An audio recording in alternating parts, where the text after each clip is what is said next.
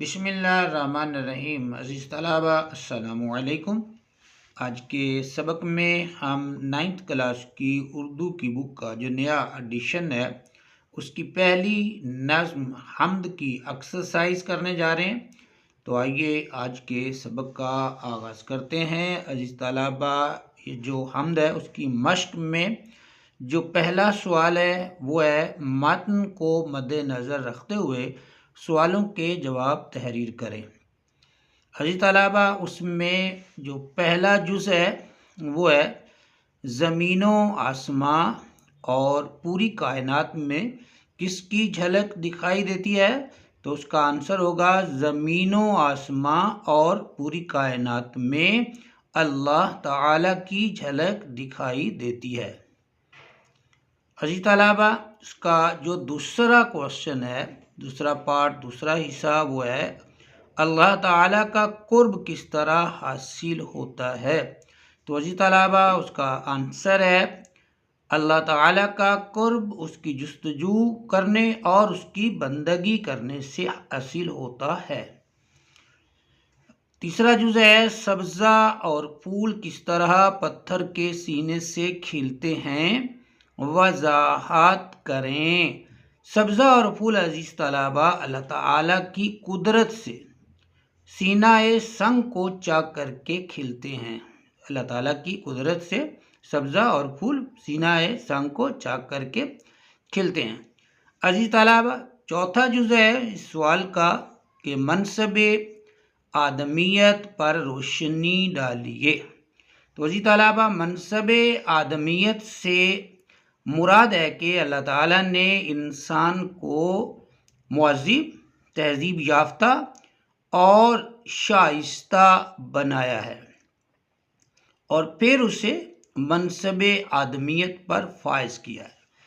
عزیز طلبہ، آخری جز ہے اس کوشچن کا پہلے کا اللہ تعالیٰ نے انسان کو اپنا خلیفہ کیوں بنایا؟ تو اس کا آنسر ہے عزیز طلبہ انسان کو تمام مخلوقات سے افضل پیدا کیا گیا، اس لیے اللہ تعالیٰ نے انسان کو اپنا نائب مقرر کیا، اپنا نائب جو ہے وہ بنایا۔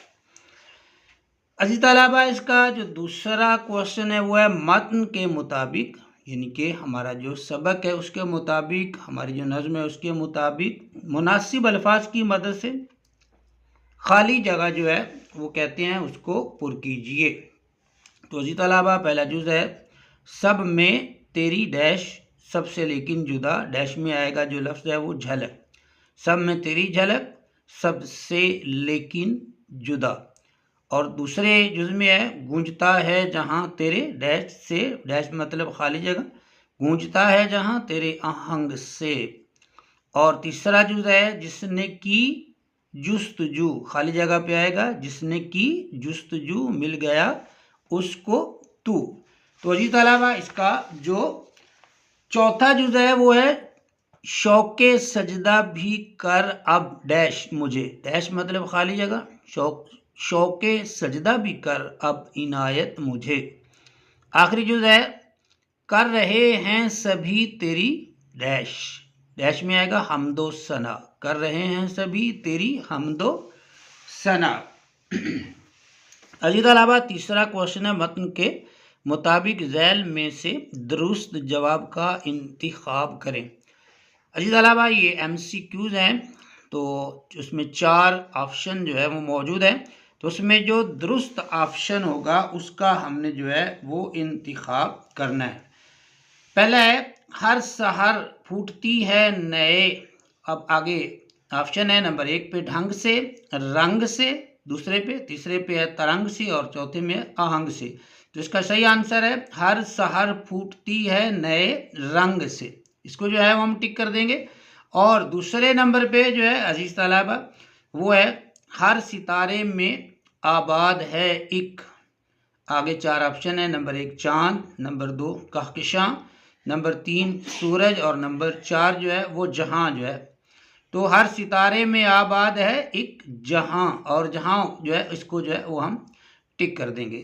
عزیز طلبہ، اس کے بعد ہے تیسرا آپشن تیسرا جز ہے، اس میں اللہ تعالیٰ نے پتھروں کو عطا کی زبان، نمبر 1 پہ، نمبر 2 پہ سختی، نمبر 2 پہ جو ہے 3 پہ نرمی، اور نمبر 4 پہ ہے گویائی، جس کا صحیح آنسر ہوگا اللہ تعالیٰ نے پتھروں کو عطا کی زبان عطا کی ہے۔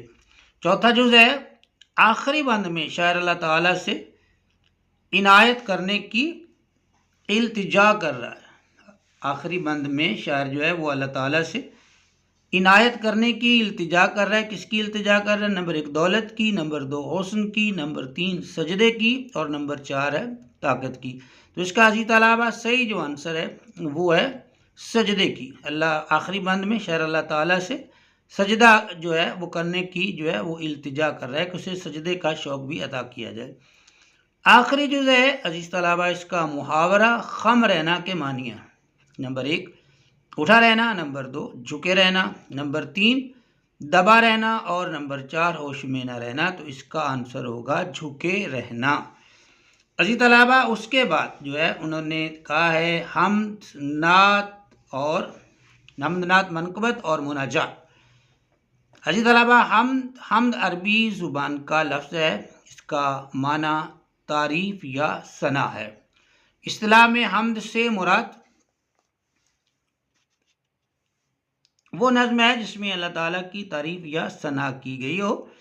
موضوع کے اعتبار سے حمد شاعروں کی نہایت معتبر صنف ہے۔ مثلا یہ امیر منائی کو انہوں نے شعر دیا ہے، دوسرا کون ہے جہاں تو ہے، کون جانے تجھے کہاں تو ہے۔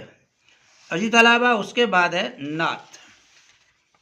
نعت کے حوالے سے وہ کہتے ہیں نعت کا لفظی معنی بھی تعریف ہے، لیکن اصطلاح میں سے مراد وہ نظم ہے جس میں حضرت محمد رسول اللہ خاتم النبیین صلی اللہ علیہ وعلی آلہ واصحابہ وسلم کی تعریف کی گئی ہو۔ نعت ایک باقاعدہ صنف شاعری ہے، شاعری کی ایک باقاعدہ قسم ہے۔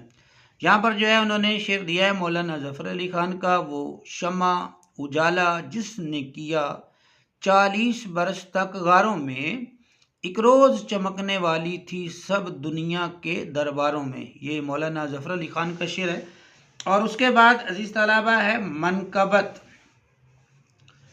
منقبت عربی زبان کا لفظ ہے۔ منقبت کے حوالے سے بھی وہ کہتے ہیں کہ یہ عربی زبان کا لفظ ہے، اس کے لفظی معنی تعریف، ذاتی خوبی، خاندانی فضیلت و برتری وغیرہ کے ہیں۔ منقبت میں صحابہ کرام، اولیاء کرام اور بزرگان دین رحم اللہ علیہم اجمعین کے اوصاف بیان کیے جاتے ہیں۔ یہاں پر جو ہے ویس علی جعفری کا جو شعر ہے منقبت میں، دنیا کو یاد آج بھی جرت علی کی ہے، جس کا نہیں جواب وہ ہمت علی کی ہے۔ اس کے بعد عزیز طلبہ ہے مناجات، اور مناجات کے حوالے سے لکھا ہے کہ مناجات دراصل حمد ہی کا دوسرا نام ہے۔ حمد میں اللہ تعالیٰ کی تعریف ہوتی ہے، جبکہ مناجات میں شاعر دعائیہ یا التجائیہ انداز اختیار کرتے ہوئے اپنے رب سے کچھ طلب کرتا ہے۔ جیسے علامہ اقبال کا یہ شعر ہے، یا رب دل مسلم کو وہ زندہ تمنا دے، جو قلب کو گرما دے، جو روح کو تڑپا دے۔ اس کے بعد عزیز طلبہ چوتھا کوشچن ہے، حمد کا متن مد نظر رکھتے ہوئے خلاصہ تحریر کریں۔ تو عزیز طلبہ جو خلاصہ ہوتا ہے کسی بھی نظم کا، وہ تقریباً 8 سے 10 لائنوں کا، سطروں کا جو ہے وہ خلاصہ ہوتا ہے۔ تو وہ لکھنا ہم نے اس انداز سے ہوتا ہے کہ جب ہم وہ 8-10 لائنیں جو ہیں وہ پڑھیں تو اس میں ہمیں پوری نظم جو ہے وہ نظر آئے، پوری نظم کا عکس جو ہے اس میں وہ نظر آئے۔ مطلب کہ وہ نظم میں جتنے موضوعات، جتنی چیزوں کا تذکرہ کیا گیا ہے، جو جس حوالے سے بات ہوئی ہے، وہ تمام باتیں جو ہے اختصار کے ساتھ مختصر انداز میں وہاں جو ہے 8-10 لائنوں میں تحریر کر دی جائیں تو وہ نظم کا خلاصہ ہو جائے گا۔ تو حمد کا خلاصہ بھی ہم اسی انداز سے لکھیں گے۔ عزیز طلبہ پانچواں کوشچن، درج ذیل الفاظ و تراکیب کے معنی لغت سے تلاش کر کے لکھیں، یعنی کہ وہ کہتے ہیں لغت کا سہارا لیں اور درج ذیل جو الفاظ ہیں ان کے معنی جو ہیں وہ لکھیں۔ نمبر 1 ہے عزیز طلبہ سینہ سنگ، یعنی پتھر سے۔ آہنگ لے کو کہتے ہیں، لے یا سر کے معنی میں یا تان کے معنی میں۔ جستجو جو ہے وہ تلاش کے معنی میں ہے۔ اور پھر حمد و ثنا تعریف کرنا ہے۔ منصب آدمیت، مطلب کہ اللہ تعالیٰ نے اس کو ایک مقام دیا ہے، اللہ تعالیٰ نے انسان بنایا۔ شوق سجدہ، سجدہ کرنے کا شوق، اپنی عبادت کا شوق بھی وہ کہتے ہیں کہ ہمیں جو ہے وہ عنایت کر دے، عطا کر دے۔ اسی طلبہ اس کے بعد جو ہے وہ چھٹا کوشچن ہے کہ درج ذیل الفاظ پر اعراب لگائیں۔ تو پہلا لفظ ہے سحر، سین اور ہے کے اوپر زبر ہے اور رے جو ہے یہ ساکن ہے، تو سحر اس کا تلفظ ہوگا، دوسرے لفظ کا تلفظ ہوگا جستجو۔ اعراب لگائیں گے تو تلفظ بن جائے گا جستجو۔ جیم کے اوپر پیش ہے اور سین جو ہے یہ ساکن ہے، تے کے اوپر پیش ہے اور پھر جیم کے اوپر جو ہے وہ پیش ہے اور واو جو ہے وہ ساکن ہے، جستجو۔ تیسرا لفظ ہے منصب، منصب، میم جو ہے وہ متحرک زبر ہے، نون کے اوپر جو ہے وہ علامت سکون ہے اور بے جو ہے وہ سواد جو ہے وہ پھر متحرک ہے اور بے جو ہے اس کے اوپر بھی علامت سکون ہے، ساکن ہے۔ منصب، خلافت اور عنایت، عین کے نیچے زیر ہے اور نون کے اوپر جو ہے اور وہ زبر ہے، عنایت۔ یہ ہے اسی طلبہ لفظوں کے اعراب۔ اور ساتواں کوشچن ہے حمد کے بند درست تلفظ، آہنگ اور لے سے ادا کریں۔ نیز اپنے استاد محترم اور ساتھی طلبہ کو بتائیں کہ آپ کو کون سا بند پسند آیا، پسندیدگی کی وجہ بھی بتائیں، مطلب کہ حمد کو پڑھیں اور اس میں آپ کو جو سا بند پسند ہے وہ بتائیں کہ یہ مجھے بند پسند ہے اور کیوں پسند ہے، اس اپنی جو ہے پسندیدگی کی وجہ بھی بتائیں، اس میں یہ چیزیں ان کا تذکرہ آیا اس لیے مجھے یہ بند پسند ہے۔ عزیز طلبہ اس کے بعد جو ہے 8واں کوشچن ہے مندرجہ ذیل محاورات کو جملوں میں استعمال کریں۔ تو پہلا محاورہ ہے آباب ہونا، دوسرا ہے آسمان سر پر اٹھانا، تیسرا ہے سبز باغ دکھانا، چوتھا ہے کام تمام کرنا اور پانچواں ہے گھوڑے بیچ کر سونا۔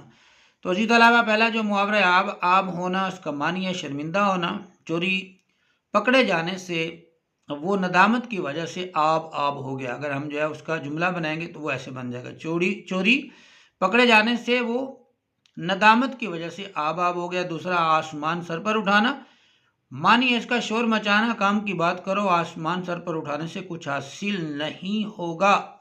اس کے بعد ہے سبز باغ دکھانا، مطلب کہ دھوکہ دینا، سیاسی لوگ سبز باغ دکھا کر عوام کو لوٹتے ہیں۔ چوتھا جو محاورہ ہے کام تمام کرنا، ہلاک کرنا، ختم کرنے کے معنی میں اصغر نے موقع ملتے ہی دشمن کا کام تمام کر دیا۔ اس کے بعد عزیز طلبہ ہے گھوڑے بیچ کر سونا، مطلب کہ بے فکری سے سونا، بے فکر ہو کر سونا۔ وہ ایسا گھوڑے بیچ کر سویا کہ چور اس کے گھر کا صفایا کر گئے، یعنی کہ ایسا وہ بے فکر ہو کر سویا تھا کہ چور آئے اور پھر اس کے گھر کا جو ہے وہ صفایا کر گئے۔ عزیز طلبہ اس کے بعد جو ہے اگلا کوشچن ہے 9واں کوشچن، اس میں جو ہے ہم نے اس میں بات سیکھنی ہے کہ کالم الف میں دیے گئے الفاظ کا کالم بے کے متعلقہ الفاظ سے ملانا ہے۔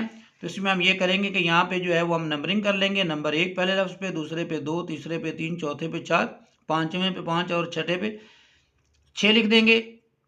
اسی طرح پہلا جو ہے خم کو ملائیں گے ہم تو بنے گا سر کو جھکانا، تو یہاں اگر لائن لگائیں گے تو وہ اس طرح جو ہے ہم لائن کھینچ دیں گے، ادروائز ہم ادھر بھی نمبرنگ کر سکتے ہیں، وہ ادھر کی نمبرنگ ترتیب کے ساتھ ہوگی لیکن ادھر کی ترتیب جو ہے اور وہ چینج ہو جائے گی۔ دوسرا ہے دہلیز اور دہلیز کے آگے آئے گا التجا، تیسرا ہے شوق اور شوق کے آگے آئے گا سجدہ، اور چوتھا ہے سحر کے آگے آئے گا رنگ، اور پانچواں ہے گونج کے ساتھ آئے گا آہنگ، اور چھٹا پتھر ہے تو پتھر کے سامنے جو ہے وہ زبان کا لفظ جو ہے وہ آئے گا۔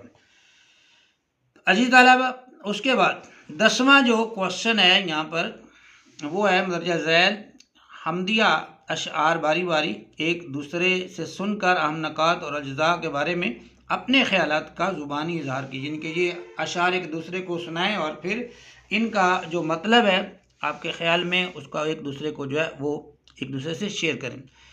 شعر ہے کس نے سیاہ رات کو تارے عطا کیے، کس نے سیاہ رات کو تارے عطا کیے، پھر ان میں رکھ دیے کئی چکر نئے کرتا ہے کون پھول کو خوشبو سے ہم کنار، رکھتا ہے کون آنکھ میں منظر نئے۔ یہ شعر ہیں، ان کو آپ نے پڑھنا ہے اور ان کے حوالے سے جو آپ نے اپنی گفتگو کرنی ہے، مطلب کہ رات ہے اس کو تارے دینے والے کی ذات ہے وہ اللہ تعالیٰ کی ذات ہے، اندھیری رات میں تارے جو ہے وہ چمکتے ہیں اور پھر چکر بھی لگاتے ہیں، چکر بھی کاٹتے ہیں، اور پھولوں میں خوشبو رکھنے والا، پھولوں میں خوشبو ڈالنے والا کون ہے وہ اللہ تعالیٰ ہی کی ذات ہے اور نئے منظر اور نظارے دکھانے والا کون ہے؟ نئے منظر اور نئے نظارے دکھانے والی بھی اللہ تعالیٰ کی ہی جو ہے وہ ذات ہے۔ عزیز طلباء، اس کے بعد 11واں جو ہے وہ کوشچن ایکسرسائز میں مندرجہ ذیل بند کی ضروری حوالوں کے ساتھ تشریح کریں۔ یعنی کہ آپ نے کوئی کسی بزرگ کا قول، کوئی آیت قرآن پاک کی، حدیث پاک کا حوالہ یا کسی شاعر کا شعر جو ہے اس کا سہارا لیتے ہوئے ان اشعار کی تشریح کرنی ہے۔ شعریں سونپ کر منصب آدمیت مجھے تو نے بخشی ہے، اپنی خلافت مجھے شوق سجدہ بھی کر، اب عنایت مجھے خم رہے میرا سر تیری دہلیز پر ہے، یہی التجا ہے خدا اے خدا۔ تو یہ طلباء اس کی تشریح جو ہے جب ہم نے نظم پڑھی تھی تو اس بند کی تشریح جو ہے وہاں ہو چکی ہے، تو آپ جو ہے اس ویڈیو میں اس کی تشریح جو ہے وہ دیکھ سکتے ہیں۔ ہمارا یہ ایکسرسائز ہوئی مکمل، ہمیں دیجیے اجازت، اللہ حافظ۔